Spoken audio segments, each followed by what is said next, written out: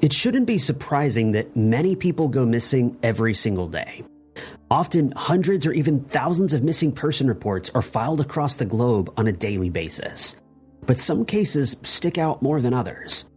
Maybe it's because the victim vanished under mysterious circumstances, or maybe it's because of strange evidence that was left behind.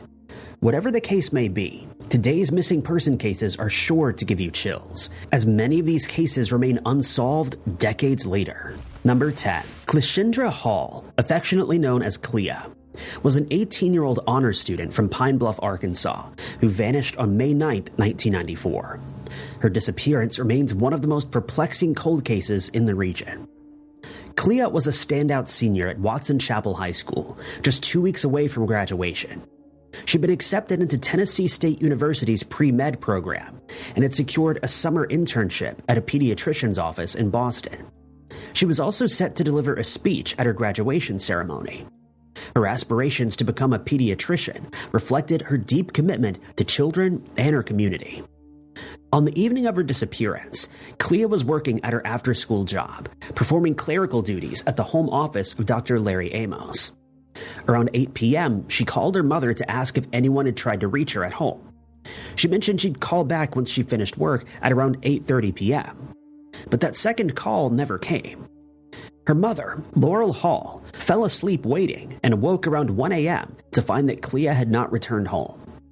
Panic set in, and Laurel contacted Dr. Amos, who claimed that Clea had left his office around 8:30 p.m., getting into a car with someone he didn't recognize. He was unable to provide a description of the vehicle or the driver. Despite immediate concern, law enforcement initially treated Clea's disappearance as a case of a legal adult choosing to leave, delaying the investigation. It wasn't until 2 weeks later that police searched Dr. Amos's home office, the last place Clea was seen. No evidence of a struggle or foul play was found at the time. In 2011, though, following a tip, authorities executed another search of Dr. Amos's property, removing sections of drywall for analysis, but again, no conclusive evidence emerged. Dr. Amos has consistently denied involvement and has not been charged, though he remains a person of interest. Over the years, various theories have surfaced regarding Clea's disappearance. Some speculate she left with someone she knew, while others believe she may have been abducted while attempting to walk home. A local boy, who Clea reportedly liked, was questioned and underwent a polygraph test, but results were inconclusive and no charges were filed. Clea's family has never stopped searching for answers. They hold annual balloon releases on her birthday, March 30th, and on the anniversary of her disappearance, May 9th, to keep her memory alive and to raise awareness about her case. The National Center for Missing and Exploited Children continues to assist in the search, utilizing age progression technology to update her image. As of May 2025, it's been 31 years since Clendra Hall disappeared. Her case remains unsolved, leaving a void in her community and a family still yearning for closure. Anyone with information is urged to contact the Pine Bluff Police Department at 870-730-2090 or 870-730-2081. Number 9. Heather Elvis, a 20-year-old from Horry County, South Carolina, vanished on December 18, 2013, under circumstances that have captivated national attention. Despite extensive investigations and legal proceedings, her body has never been found, and the exact details of her disappearance remain a mystery. Heather was a graduate of St. James High School and worked as a hostess at the Tilted Kilt in Myrtle Beach while studying cosmetology. She shared an apartment in Carolina Forest with her roommate, Brianna Worrellman. In mid-2013, Heather became involved in a romantic relationship with Sidney Moorer, a married man nearly twice her age who serviced kitchen equipment at her workplace. The affair ended in October of 2013 after Tammy Moore, Sidney's wife, discovered it. On the night of December 17th, Heather went on a first date with another man, Stephen Schiraldi. He dropped her off at an apartment around 1:15 a.m. on December 18th, and shortly after, Heather received a call from a payphone. She then called her roommate, expressing distress over the call, which she said was from Sidney, claiming he was leaving his wife and wanted to meet. Heather's whereabouts, after 1:45 a.m., remain unknown. Later that day, Heather's green Dodge Intrepid was found abandoned at Peachtree Landing, a boat launch near the Waccamaw River. The car was locked, and her phone, keys, and purse were missing. Despite searches, no trace of Heather was found. Investigations revealed that Sydney had purchased a pregnancy test and cigars from a Walmart around 1:12 a.m. on December 18th. Surveillance footage showed him making a call from a nearby payphone to Heather's cell phone at 1:35 a.m. Further video evidence placed Sydney's truck near Peachtree Landing between 3:36 and 3:46 a.m. In February of 2014, Sydney and Tammy Moore were arrested and charged with kidnapping and obstruction of justice. Charges were initially filed, but they were later dropped due to the absence of Heather's body. Sydney's first kidnapping trial in 2016 ended in a mistrial. But in 2019, both Sydney and Tammy were convicted of kidnapping and sentenced to 30 years in prison. Their convictions were upheld by the South Carolina Court of Appeals in 2023. Heather's family continues to honor her memory and seek answers. They hold monthly vigils on the 18th at Peachtree Landing, where her car was found. The site features Heather's Garden, a memorial space maintained by friends and family.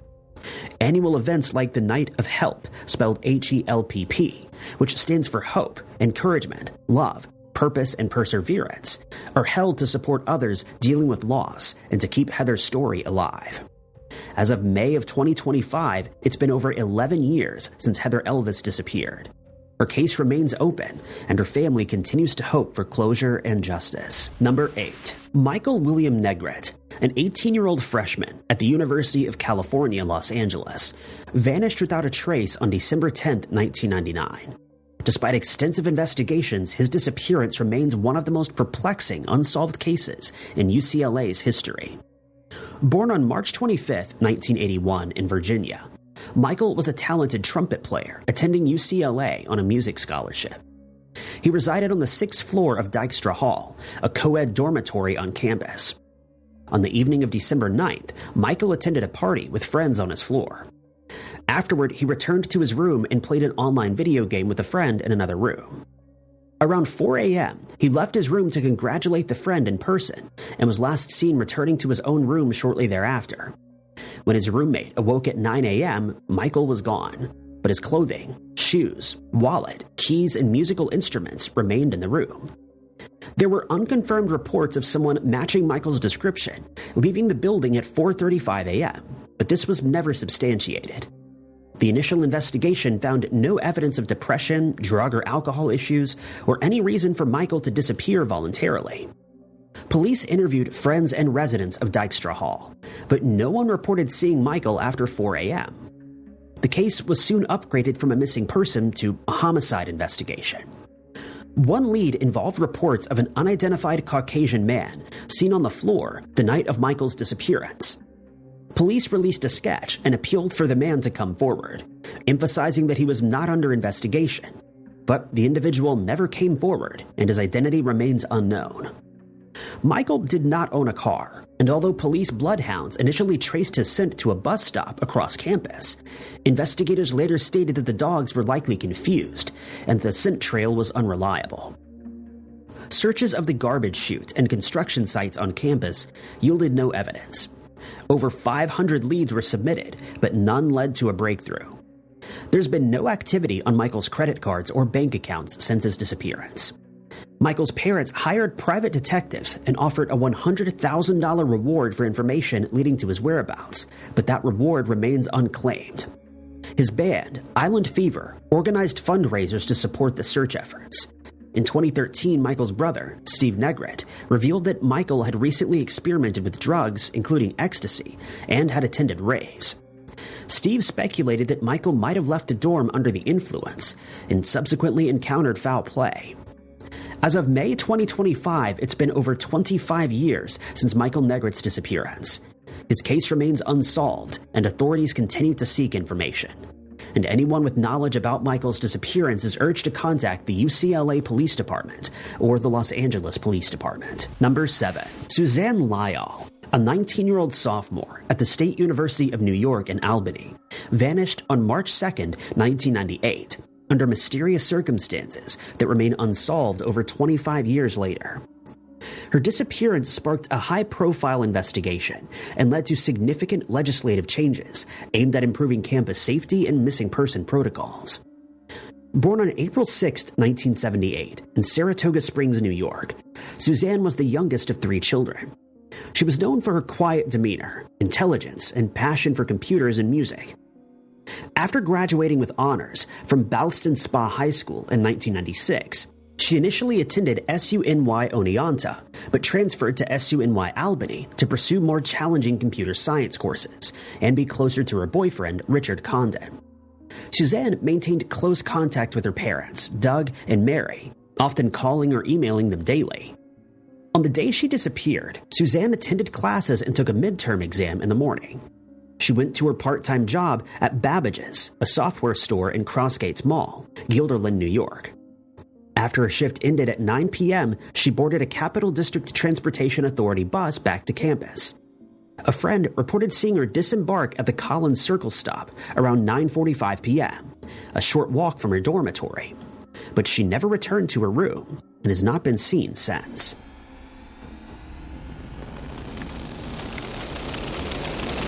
The following day, Richard Condon contacted Suzanne's parents, concerned that she hadn't returned to her dorm or contacted them. The Lyalls reported her missing to campus police, who initially suggested she might have taken a short trip. But when Suzanne missed classes and a midterm exam, the New York State Police were brought in to assist with the investigation. An ATM withdrawal of $20 was made from Suzanne's account at Stewart's Shops convenience store in Albany at approximately 4 p.m. on March 3rd. The PIN used was known only to Suzanne and Condon. Surveillance footage did not capture the ATM area, and a man seen nearby wearing a Nike cap was later ruled out as a suspect. Investigators also found Suzanne's Babbage's name tag near the bus stop, but it yielded no forensic evidence. Condon had a verified alibi for the time of Suzanne's disappearance, but he refused to take a polygraph test and limited further cooperation with authorities. A coworker reported that Suzanne had mentioned being stalked by an unknown individual a month prior, though she didn't appear to be fearful. In 2005, John Reagan, a convicted criminal who attempted to kidnap a high school student in Saratoga Springs, was considered a possible suspect, but refused to discuss Suzanne's case. The Lyalls became prominent advocates for missing persons, establishing the Center for Hope to support affected families. Their efforts contributed to the enactment of Suzanne's Law in 2003, which requires law enforcement to report missing persons under 21 to the National Crime Information Center. Additionally, the Suzanne Lyall Campus Safety Act mandates colleges to have plans for investigating serious crimes and missing person cases on campus. Despite extensive investigations and public appeals, Suzanne Lyall's fate remains unknown. Her case continues to be an active investigation by the New York State Police, and her family persists in seeking answers and justice. Number 6. Josephine Jojo Dullard, a 21-year-old woman from Callan, County Kilkenny, Ireland, disappeared on November 9, 1995, under circumstances that have remained a mystery for nearly 3 decades. Her case, emblematic of the so-called Vanishing Triangle disappearances in Ireland, continues to captivate public attention and drive ongoing investigative efforts. On the day of her disappearance, Jojo traveled to Dublin to collect her final social welfare payment, as she was set to begin a new job the following Monday. After spending time with friends at Bruxelles Bar off Grafton Street, she missed her bus home to Callan. She then took a bus to Naas, County Kildare, arriving around 10:50 p.m. and began hitchhiking. She secured a ride to Kilcullen and then another to Moon, arriving there around 11:35 p.m. From a phone booth in Moon, she called her friend Mary Cullinan at 11:37 p.m., informing her that she had secured another lift. This was the last confirmed contact with Jojo. Jojo's sister Kathleen reported her missing the following day. Initially treated as a missing person case, the investigation saw limited progress. In 2020, Gardaí reclassified it as a foul play case after concluding that Jojo had met her end through violent means. Over the years, various leads and witness accounts have surfaced. In 1997, a witness reported seeing 2 men with English accents force a woman matching Jojo's description into a red car with English license plates in Kilmacow. In 2020, another witness claimed to have seen a woman running naked and screaming through Moon on the night of JoJo's disappearance. In November of 2024, Gardaí arrested a man in his 50s on suspicion of JoJo's passing. He was later released without charge, but remains a person of interest. Concurrent searches were conducted near the Kildare-Wicklow border, reflecting renewed efforts to locate JoJo's remains. JoJo's family has been unwavering in their quest for answers. Her sister Mary, who passed away in 2018, was a vocal advocate, expressing frustration over perceived investigative shortcomings and alleging that the main suspect had political connections that impeded justice. JoJo Dullard's case remains open, with Gardaí continuing to appeal for information. Her disappearance is a poignant reminder of the unresolved cases within Ireland's vanishing triangle, and her family continues to seek closure and justice. Number 5. Catherine Katie Scott Eggleston, a 22-year-old recent graduate of Oregon State University, vanished under mysterious circumstances in Portland, Oregon, on August 2, 1993. Her disappearance remains one of the most perplexing cold cases in the Pacific Northwest. Born on May 4, 1971, in Redmond, Oregon, Catherine was the youngest of 4 daughters. She graduated with a degree in English and was a member of the Alpha Chi Omega sorority. After college, she moved to Gresham, Oregon, to live with her older sister, Janet, and began working as a salesperson for AllNet Communication Services, a telecommunications company based in Lake Oswego. August 2nd marked the first day conducting sales visits alone. That morning, Catherine attended a business meeting and made several sales calls in Portland. She stopped at a bank, a gas station, and had lunch at a Burger King near the Lloyd Center. Around 2:15 p.m., she was seen in the lobby of the Port of Portland building at 700 Northeast Multnomah Street, making phone calls. Multiple witnesses reported that she appeared nervous or preoccupied. A client saw her exiting an elevator accompanied by an unidentified man described as having dark hair, a dark complexion, and wearing a blue blazer. And this was the last confirmed sighting of Catherine.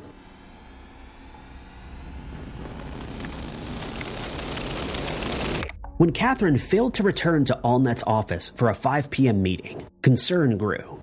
Her sister Janet reported her missing after she didn't come home that evening.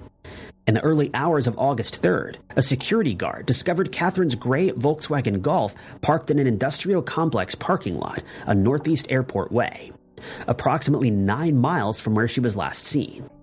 The car was unlocked, windows rolled down, keys in the ignition, and her purse, checkbook, credit cards, and some cash were inside. Notably, her passport was missing, a detail that later fueled speculation about her disappearance.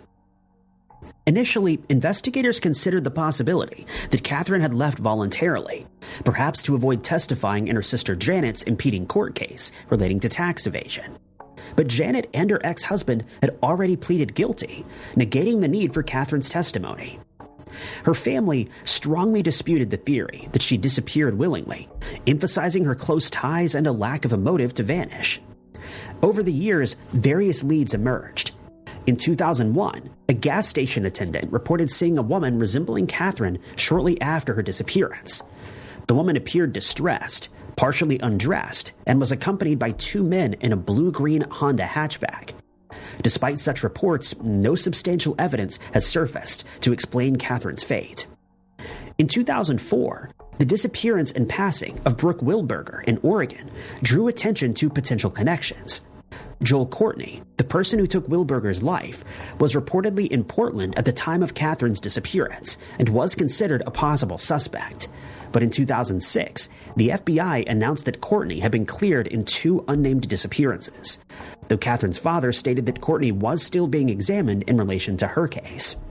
Catherine's parents, Heather and Paul Eggleston, remained steadfast in their belief that their daughter was a victim of foul play. They passed away in 2011 and 2017, respectively, without ever learning what happened to their daughter. As of 2025, Catherine Eggleston's case remains unsolved, with authorities continuing to seek information that could provide answers to this enduring mystery. Number 4. Revelle Balmain was a 22-year-old Australian woman who disappeared on November 5, 1994, under mysterious circumstances in the suburb of Kingsford, Sydney, New South Wales. Her case remains one of Australia's most perplexing and high-profile unsolved mysteries. Revelle was a dancer, a model, and a part-time escort, known for her beauty and charm. But her disappearance has raised questions about the darker elements of her life, particularly her work as an escort. Despite extensive investigations, public appeals, and multiple inquiries into her disappearance, the fate of Revelle remains unknown. Revelle Balmain was born on July 11, 1972, in Manly, New South Wales, to Jan and Peter Balmain.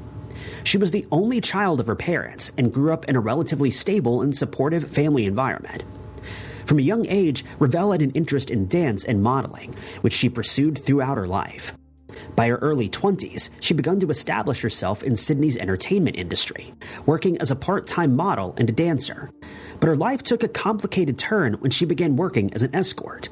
Under the alias Misha, Revelle supplemented her income by engaging in escort work, which was known only to a small circle of friends.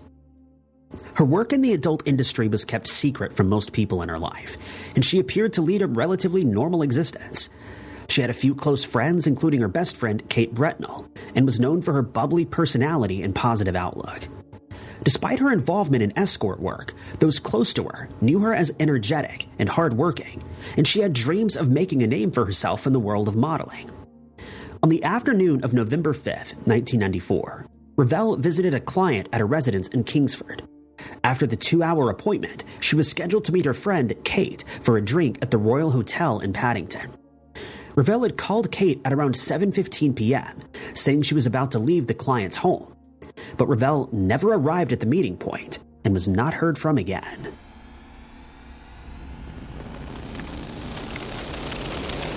The next day, Revelle's personal belongings were found scattered across several streets in Kingsford. Items like her bag, credit card, keys, makeup, and diary were discovered on the pavement, and even one of her shoes was found in the vicinity of her final client's residence. Strangely, her other shoe was found a few streets away. The police soon discovered that Revelle's final client, a man named Gavin Samer, was one of the last people to have seen her. Samer later told authorities that he'd driven Revelle to a nearby location, the Red Tomato Inn, at about 7 p.m. on the evening of November 5th. Despite these items being found, there were no significant leads or evidence pointing to her whereabouts. Her family and friends immediately became concerned when she failed to return home, and Revelle was officially reported missing. Her family launched their own search for her, but the investigation remained stagnant for quite some time. The disappearance of Revelle Balmain quickly captured the attention of the media, due to the mysterious circumstances surrounding her case and the unusual nature of her personal life. Authorities began a thorough search into her whereabouts, with detectives questioning friends, family, and acquaintances to try to piece together her movements on the day of her disappearance. In 1999, a coronial inquest into Revelle's disappearance was held, but it concluded with an open finding. The coroner determined that she'd likely passed away at the hands of a person or persons unknown, but there was no clear evidence or witness testimony to explain her disappearance or passing. The case was subsequently referred to the Unsolved Homicide Unit for further investigation, but still no charges were placed.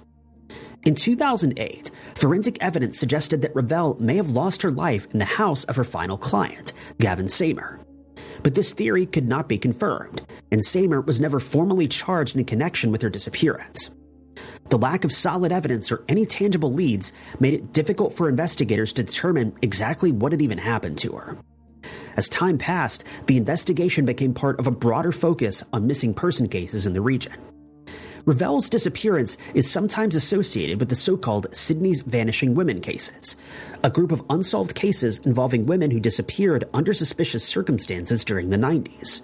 The similarities between these cases have led some to speculate there could be a connection, though no formal link has been established yet.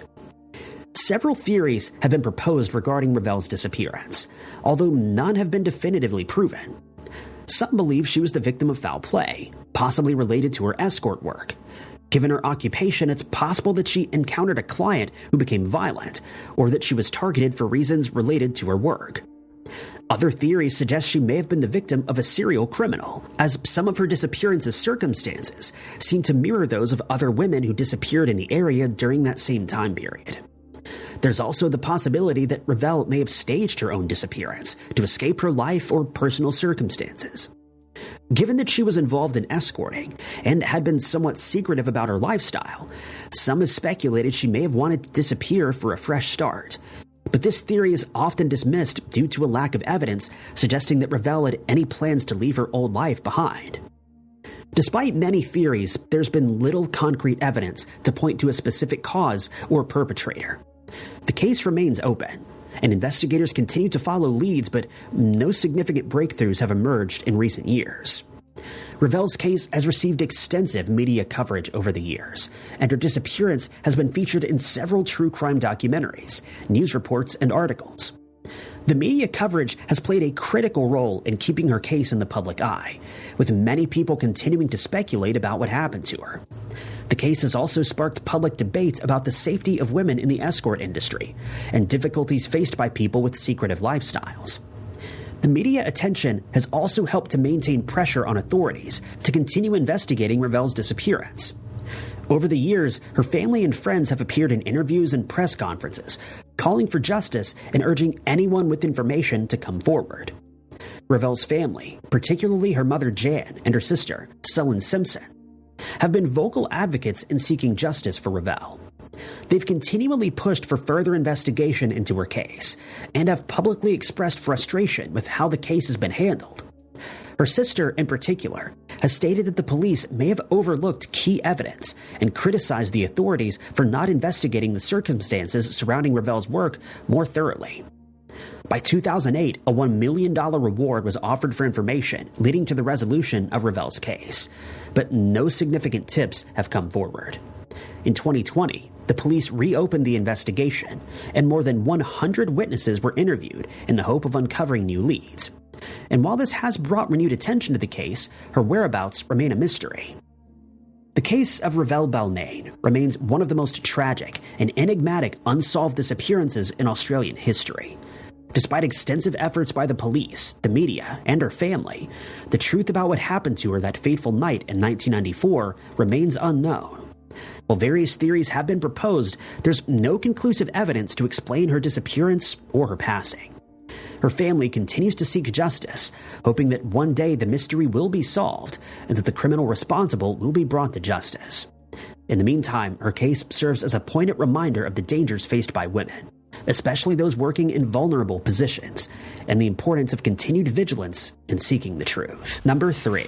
Sarah MacDiarmid was a 23-year-old Scottish-Australian woman who disappeared on the night of July 11, 1990, from Kenanook railway station in Melbourne, Australia. Despite extensive investigations, her case remains unsolved, and she's presumed to have been the victim of foul play. Originally from the Scottish Highlands, Sarah and her family immigrated to Australia in 1987. By 1990, she was working as a finance clerk in Melbourne's Central Business District. On the evening of her disappearance, Sarah played tennis with friends after work. Afterward, they traveled together by train, with Sarah's friends disembarking at Bon Beach Station. Sarah continued alone to Kenanook Station, where her car was parked. She was last seen around 10:20 p.m. walking through the poorly lit car park towards her red 1978 Honda Civic. When Sarah failed to return home, her family grew concerned. Her brother visited the station at 1 a.m. and found her car locked and unattended. The following day, police discovered red stains near the driver's side door, drag marks leading into nearby bushes, and her cigarette lighter on the ground. Witnesses reported hearing a woman shouting, "Give me back my keys," followed by a scream. An extensive 21-day search involving over 250 police personnel yielded no further evidence. Over the years, several individuals have been considered persons of interest. In 2011, serial criminal Paul Denyer was interviewed but denied any involvement. In 2014, convicted criminal Bendali Debs was also named as a suspect, though no charges were filed. In 2004, the Victorian government offered a $1 million reward for information, leading to a conviction, a reward that remains active. Despite the passage of time, Sarah's family continues to seek closure, hoping that someone will come forward with information about her fate. The case has been the subject of media attention, including a podcast titled Searching for Sarah MacDiarmid, which delves into the circumstances surrounding her disappearance. A memorial plaque at Kenanook Station serves as a reminder of Sarah's unsolved case. Anyone with information is urged to contact Crime Stoppers at 1-800-333-000 or submit a confidential report online. Number 2. Erin Marie Gilbert, a 24-year-old woman from Everett, Washington, vanished under mysterious circumstances on July 1st, 1995, while attending the Girdwood Forest Fair in Alaska. Her disappearance remains one of Alaska's most perplexing cold cases. In 1994, Erin relocated to Anchorage, Alaska, to live with her sister Stephanie Juarez and her family in Elmendorf Air Force Base. She secured employment as a nanny and aspired to attend cosmetology school. Described as intelligent, athletic, and creative, Erin had a passion for writing and photography. She stood 5'11" tall, had brown hair styled in a short bob, hazel eyes, and a distinctive large blue flower tattoo on her chest. On the evening of July 1st, 1995, Erin went on a first date with David Combs, who she met at a bar in Anchorage a few days prior. They attended the Girdwood Forest Fair together. According to Combs, around 6 p.m. they returned to his car, only to find that it wouldn't start due to the headlights being left on. Combs claimed he left Erin with the car while he sought help from a nearby friend's house. After an unsuccessful 2-hour search, he returned to the car to find Erin missing. He then reported that the car had now started without issue, prompting him to search the fairgrounds until approximately 1 a.m. At 7 a.m. the next morning, Combs contacted Erin's sister to ask if she returned home.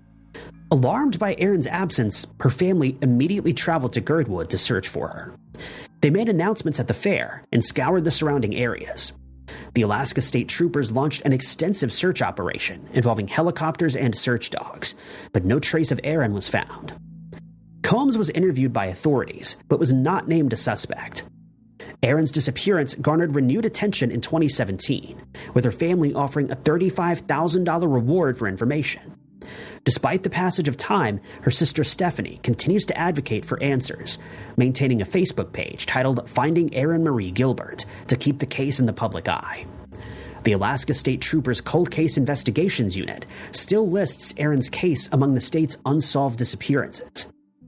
Anyone with information regarding Erin Gilbert's disappearance is urged to contact the Alaska State Troopers at 907-428-7200. Number 1. Fiona Pender was a 25-year-old Irish woman from Tullamore who disappeared on August 23, 1996. At the time, she was 7 months pregnant and living with her partner, John Thompson, in a ground-floor apartment on Church Street. Her disappearance remains one of Ireland's most enduring unsolved cases, and is also associated with the group of aforementioned cases known as Ireland's Vanishing Triangle. Fiona was the only daughter of Sean and Josephine Pender, and had 2 brothers, Mark and John. Tragically, her brother Mark had died in a motorcycle accident in 1995. Fiona previously lived in Croydon, London, working in a hotel, before returning to Ireland. She worked as a hairdresser and part-time model in Tullamore. On August 22, 1996, Fiona spent the day shopping for baby clothes with her mother, Josephine. They returned to the family home in Connolly Park, where Fiona spent some time before heading back to her apartment around 7 p.m. This was the last time that her family saw her.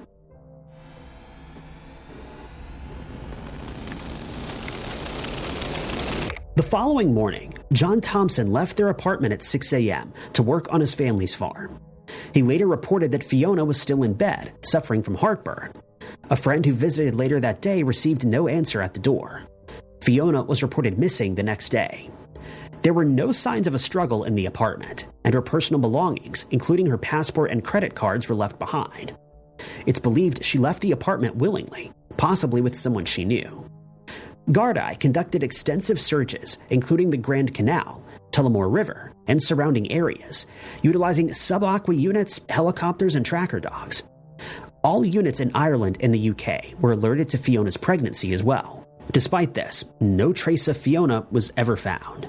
In April of 1997, John Thompson, his father, and 3 sisters were brought in for questioning, but were released without charge. Thompson was identified as a suspect in the case.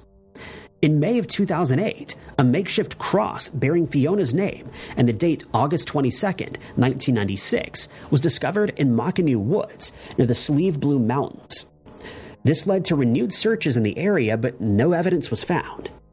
Gardaí did not believe the cross was a hoax, noting the date discrepancy, as Fiona was last seen on August 23rd. Fiona's case was included in Operation Trace, a Garda initiative investigating the disappearances of several women in the 1990s, collectively referred to as Ireland's Vanishing Triangle.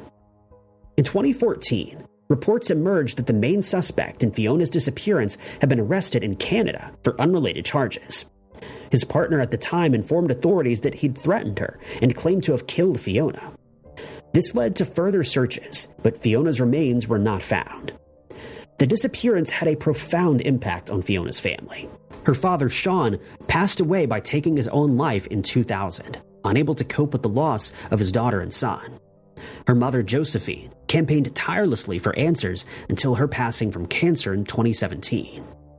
In 2014, a memorial and walking trail named Fiona's Way was established in Tullamore to honor her memory. Tragically, in 2022, Aisling Murphy lost her life on this same trail. Fiona's case has been featured in various media, including true crime books and television programs like Crime Call and 6 Silent Killings, Ireland's Vanishing Triangle. Despite the passage of time, Fiona Pender's disappearance remains unsolved.